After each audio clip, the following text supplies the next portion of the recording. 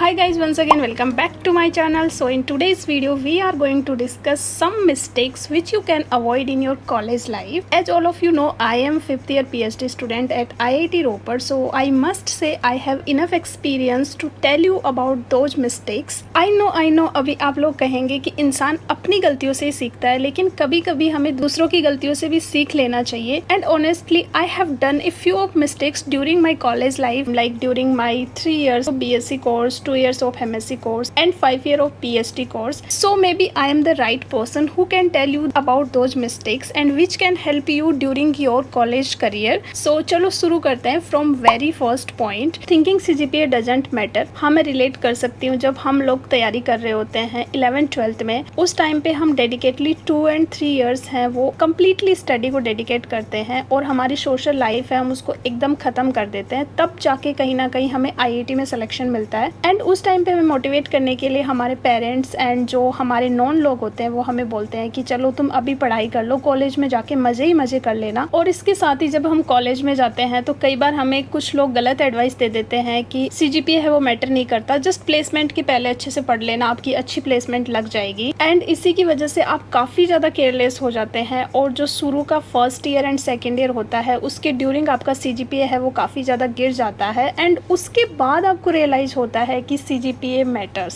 लेकिन उसको मेंटेन करना बाद में बहुत ज़्यादा डिफिकल्ट हो जाता है. आपको मैं यहाँ पे बिल्कुल ये एडवाइस नहीं कर रही हूँ कि आप CGPA के पीछे पागल हो जाओ, लेकिन मैं आपको यहाँ पे ये बताना चाहती हूँ कि एक सेफ स्कोर, एक गुड स्कोर लाइक 7.5 और 8 CGPA आप मेंटेन करने की कोशिश. तो इसका रीज़न ये है कि जब ऑन कैंपस बहुत सारी कंपनीज आती हैं प्लेसमेंट के लिए, तो उस टाइम पे वो फिल्टर करने के लिए कई बार CGPA क्राइटेरियाज रख देते हैं. उस टाइम पे आप जब CGPA क्राइटेरिया में फिट नहीं होते तो इवन दो आप उनका जो प्लेसमेंट प्रोसेस है उसमें भी नहीं बैठ पाते हैं. और जो ये CGPA क्राइटेरिया रखने का एक रीज़न और ये होता है कि जब कंपनीज ऑन द कैंपस आती हैं तो इनिशियली वो आपका एक टेस्ट लेती हैं, उसके लिए उनको पर पर्सन पे करना होता है. दैट्स वाई वो एक CGPA का क्राइटेरिया भी कई बार रख देते हैं, क्योंकि इससे उनको कोई फ़ायदा नहीं होने वाला, क्योंकि अगर ज़्यादा कैंडिडेट होंगे तो उनको ज़्यादा पे करना पड़ेगा. सो एक सेफ साइड और एक गुड स्कोर आप मेंटेन करके चलेंगे तो इस टाइप की प्रॉब्लम से आप बच सकते हैं और जो सारी अपॉर्चुनिटीज़ है वो आपको अवेल करने का मौका मिल जाएगा. So that will be good. Let me discuss the mistake number 2, doing the wrong things due to the peer pressure और फोमो. सो जब बात आती है फियर ऑफ मिसिंग आउट की, तो ये आजकल बहुत ज़्यादा हो गया है, क्योंकि आजकल सोर्स इतने ज़्यादा हो गए हैं जहाँ से हमें हर किसी के बारे में इंफॉर्मेशन है वो ईजिली मिल जाती है. सपोज अगर आप समटाइम इंस्टाग्राम में स्क्रॉल कर रहे हैं और आप अपने किसी एक फ्रेंड का रील देखते हैं जिसमें वो ट्रेवल पे गया है, तो आपके दिमाग में आता है कि यार मैं क्या पूरे दिन बैठ के पढ़ता रहता हूँ, मुझे भी जाना चाहिए था. बट ये चीज़ें अगर शॉर्ट टाइम के लिए दिमाग में आती हैं तो it's fine, but may be it's not good in long run.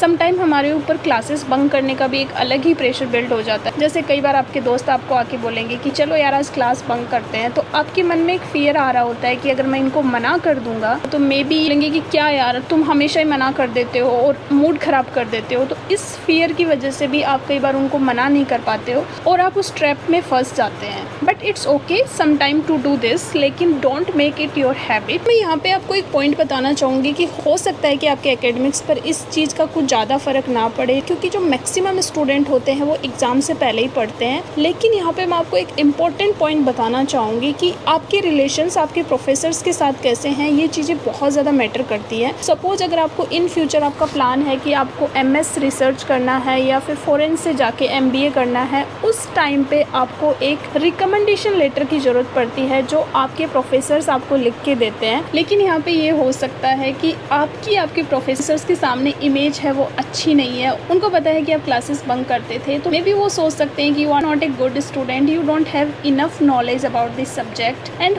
May be हो सकता है कि वो आपको जानते ही नहीं हो, क्योंकि आपने तो बहुत सारी क्लासेस बंक की हो, तो आपको उन्होंने कभी नोटिस ही नहीं किया हो. तो इस कंडीशन में को प्रोफेसर लेटर ऑफ रिकमेंडेशन देने से मना कर दे. So overall you try to maintain a good image in front of your professor, because that will be good for you in long run. क्योंकि हो सकता है कि फ्यूचर में आपका मन कर जाए फर्दर स्टडीज़ का. सो इन दैट केस आपको लेटर ऑफ रिकमेंडेशन लेने में कोई प्रॉब्लम नहीं होगी. और साथ ही बहुत सारे लोग होते हैं वो कुछ गलत हैबिट्स में फंस जाते हैं, लाइक स्मोकिंग एंड एल्कोहल, और ये सब उनकी आदत बन जाता है. बट आपको मैं एक चीज़ बताना चाहूँगी कि ये ऐसी चीज़ें हैं जो एक बार आदत बन गई तो इनको छोड़ना बहुत ज़्यादा मुश्किल हो जाता है, which is not good for your health. यहाँ पे मैं आपको एक फैक्ट शेयर करना चाहूँगी कि अभी रिसेंटली एक अमेरिकन स्टडी में फाइंड आउट हुआ है कि जो मैक्सिमम स्मोकर होते हैं वो अपनी first cigarette they have smoked as the age of 18।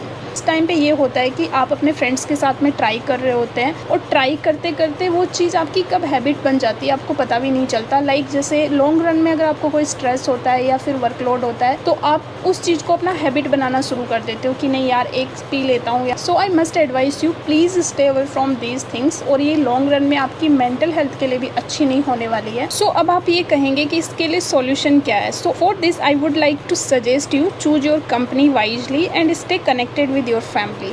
Means अच्छे लोगों को दोस्त बनाओ और अपनी फैमिली के साथ अच्छे से वेल कनेक्टेड रहो। सो इन दैट केस आप इन सब चीज़ों से बहुत ईजिली बच सकते हैं। So now let me discuss the next point, not keeping track opportunities. बहुत सारे स्टूडेंट ऐसे होते हैं जो सोचते हैं कि 4th ईयर में प्लेसमेंट होगा और 3rd ईयर में हम लोग पढ़ना स्टार्ट करेंगे, बट आपको स्टार्टिंग से ही जो अपॉर्चुनिटीज़ हैं उनको ग्रैब करने की कोशिश करनी चाहिए। लाइक जैसे आप 1st ईयर और 2nd ईयर में काफ़ी अच्छी इंटर्नशिप अपॉर्चुनिटीज़ को अवेल कर सकते हैं जो आपकी CV के लिए भी बहुत अच्छे होने वाली हैं। तो बहुत सारे बच्चे ऐसे होते हैं जो लैक ऑफ अवेयरनेस के चक्कर में अच्छी इंटर्नशिप अपॉर्चुनिटीज़ को मिस कर देते हैं, बट काफ़ी सारे बच्चे ऐसे होते हैं जो 1st year and 2nd year में काफ़ी अच्छी अपॉर्चुनिटीज़ होती हैं उनको ग्रैब कर लेते हैं। तो आई मस्ट से आपको अपॉर्चुनिटीज़ को ट्रैक करते रहना चाहिए क्योंकि ये अपॉर्चुनिटीज़ ऑब्वियसली आपके CV के लिए तो बहुत अच्छी होने वाली है। साथ साथ आपको कई बार स्टाइफन भी मिलता है जो आपको फाइनेंशियली भी काफ़ी ज़्यादा सपोर्ट कर सकता है। तो मैं यहाँ पे आपको कुछ इंटर्नशिप के बारे में सजेस्ट करना चाहूँगी। लाइक जैसे MLS फेलोशिप है, गूगल स्टेप इंटर्नशिप है, माइक्रोसॉफ्ट इंगेजमेंट प्रोग्राम है, इस टाइप की बहुत सारी इंटर्नशिप आती है। आप उनकी इन्फॉर्मेशन को ट्रैक कर सकते हैं। इसके लिए आप जो कंपनीज होती हैं उनकी वेबसाइट को विजिट कर सकते हैं और साथ में जो करियर पेजेस होते हैं उनको भी आप अच्छे से ट्रैक कर सकते हैं ताकि आपको आइडिया होता रहे कि कब कौन सी अपॉर्चुनिटी है वो आने वाली है और आप उसके लिए अप्लाई कर सकते हैं ताकि आपको 1st ईयर 2nd ईयर में काफ़ी ज़्यादा अच्छी अपॉर्चुनिटीज़ है वो ग्रैब करने का मौका मिल जाए। तो आई मस्ट से आप कॉलेज के 1st ईयर और 2nd ईयर में मज़े में काफ़ी ज़्यादा टाइम वेस्ट मत करो।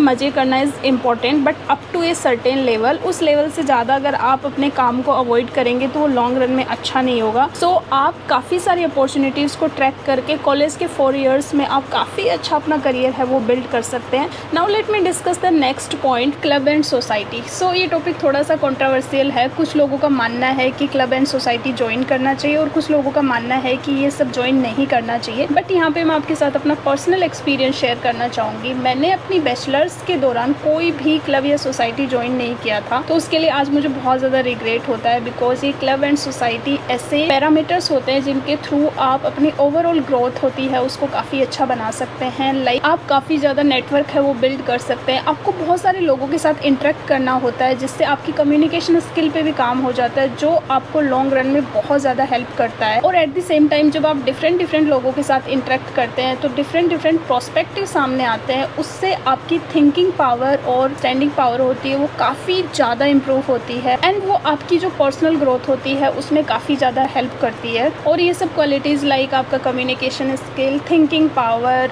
अंडरस्टैंडिंग पावर, ये सब आपको प्लेसमेंट के टाइम भी बहुत ज़्यादा हेल्प करती है। सो आई मस्ट से आपको सोसाइटी या क्लब ज्वाइन करनी चाहिए। फॉर एग्जाम्पल आप कोई डिबेट सोसाइटी ज्वाइन कर सकते हैं, डांस सोसाइटी ज्वाइन कर सकते हैं, सिंगिंग क्लब ज्वाइन कर सकते हैं। So this is my independent opinion and this is based on my experience. So you should go and join a good society. So now let me discuss the next point, networking. तो आपको college में networking है वो बहुत अच्छी बनानी चाहिए। आपको सीनियर से सब लोगों से बात करनी चाहिए। मे भी हो सकता है कि कॉलेज के 4 ईयर कंप्लीट होने के बाद कोई अच्छी कंपनी में प्लेस हो गया होगा, कोई अपना खुद का बिजनेस कर रहा होगा, कोई कुछ कर रहा होगा। तो इन फ्यूचर जब आपको किसी से कुछ एडवाइस चाहिए या किसी से आपको कुछ हेल्प चाहिए तो हो सकता है कि आपको कोई हेल्प मिल जाए। तो ट्राई करो कि आप कॉलेज में कुछ मीनिंगफुल कनेक्शंस है वो बना पाओ। Start something personal side hustle. Suppose आपका किसी चीज़ में इंटरेस्ट है जो आप करना चाहते हो तो कॉलेज टाइम सबसे ज़्यादा बेस्ट टाइम होता है जब आपको उस चीज़ पे वर्कआउट करना चाहिए, क्योंकि अगर वो चीज़ वर्कआउट नहीं हो पाती है तो आपके पास खोने के लिए कुछ भी नहीं होगा। एटलीस्ट उस टाइम पे आपके पास रिग्रेट भी नहीं होगा कि यार मैंने ट्राई नहीं किया। आपको कम से कम एक्सपीरियंस हो जाएगा कि यार मैंने करके तो देखा, और एक सेल्फ सेटिस्फेक्शन भी होगा। तो आप लोगों को अपनी पर्सनल जो साइड है उस पर ज़रूर काम करना चाहिए। जो आपको करना है, जो आपने कभी सोचा है कि यार मुझे ये करके देखना है। जैसे सपोज मैं अपना जो यूट्यूब करियर है वो बीएससी टाइम पे भी स्टार्ट कर सकती थी, बट मैंने उस टाइम पे स्टार्ट नहीं किया। ये सब मैंने पीएचडी में आने के भी 2-3 साल बाद स्टार्ट किया, तो ये चीज़ पहले भी हो सकती थी। तो आप कॉलेज में जाके एटलीस्ट जो आप करना चाहते हैं उस चीज़ पे काम करें। So that's it from my side, but at the end मैं आपको एक बात बताना चाहूँगी कि कॉलेज लाइफ होती है वो सबसे ज़्यादा ब्यूटीफुल जर्नी होती है, साथ में ही बहुत ज़्यादा अप्स एंड डाउन के साथ में भी आती है। कई बार हमें बहुत लॉनली फील हो रहा होता है, कई बार हम लोग बहुत ज़्यादा स्ट्रेस एंजाइटी को भी फेस करते हैं, बट हमें इस ड्यूरिंग स्माइल करना बिल्कुल नहीं छोड़ना है, हमें हंसते रहना है, हमें खुश रहना है, हमें अपने दोस्तों के साथ मेमोरीज भी बिल्ड करनी है,